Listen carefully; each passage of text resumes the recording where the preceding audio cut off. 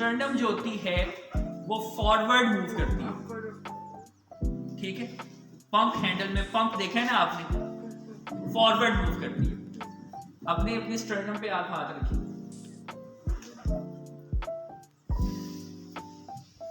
Move की, ये movement होती है पंप हैंडल।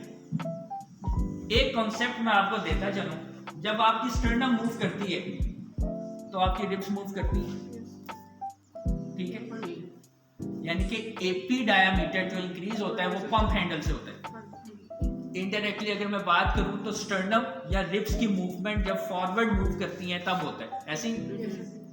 जो ट्रांसवर्स डायामीटर होता है उसमें स्टर्नम यूज नहीं होती, उसमें आपकी लोअर रिब्स इन्वॉल्व होती है। ये होती है बकेट हैंडल मूवमेंट। आपने दोनों मूवमेंट्स को ऑब्जर्व करना होता है।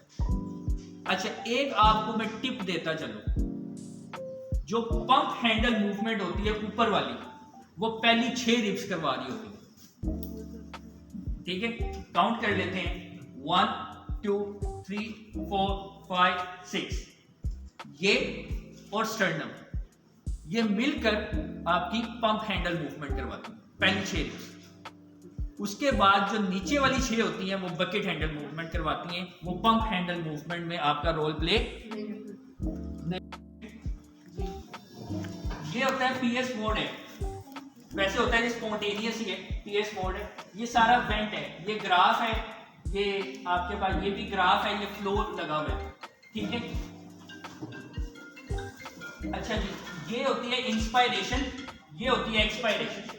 ये इंस्पायरेशन का ग्राफ है, ये आपका एक्सपायरेशन का ग्राफ है। ये ग्राफ आपने देखने होते हैं। जेनिफर बुक में स्पायरोग्राम, स्पायरोमीटर के नाम से एक टॉपिक है, वो आप लाजमी पढ़िएगा। Flow time graph and time flow graph, time volume graph, ठीक है। अब यहां पे देखो, ये होती है ऑक्सीजन FiO2, ये वेंट रीडिंग दे रहा है, ये FiO2 है।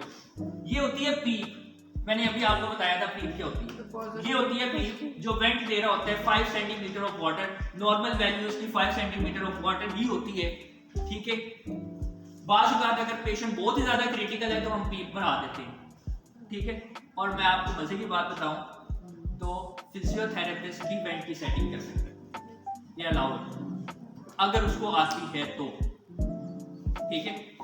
टाइम में जाके वेंट की सेटिंग कर, ठीक है। अच्छा, ये पीक है, प्रेशर पीक।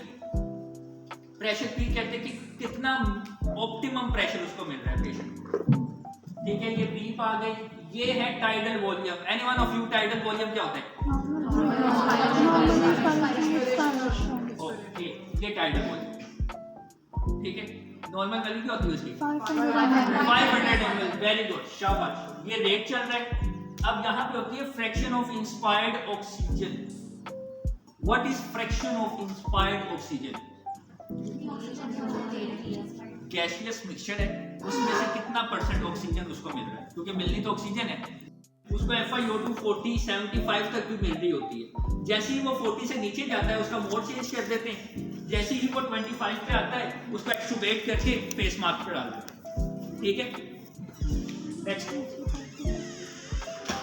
अच्छा, ये होता है सक्शन मीटर, ठीक है। ये हमीद लतीफ का सक्शन मीटर है। कॉन्फिडेंशियल बातें होती हैं, ठीक है। और मैं पिक्चर नहीं ले सकता पेशेंट्स की भी, मेरे मोबाइल में भी पड़ी हुई है पेशेंट जिनके ऊपर ETT डली हुई है, बट वो हम नहीं ऐड कर सकते, तो सॉरी फॉर माय साइड। मेरे पास जितना हो सकता है वो मैं कर रहा हूँ। ये सक्शन मीटर है। अब सक्शन मीटर के ऊपर प्रेशर कितना होना चाहिए?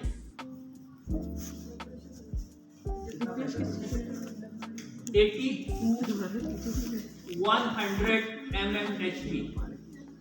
जैसे ही 100 से ज्यादा हुआ उसने टिश्यू डैमेज कर देना है, पल्मोनरी हेमरेज हो जाएगा, पेशेंट डेथ हो जाएगी।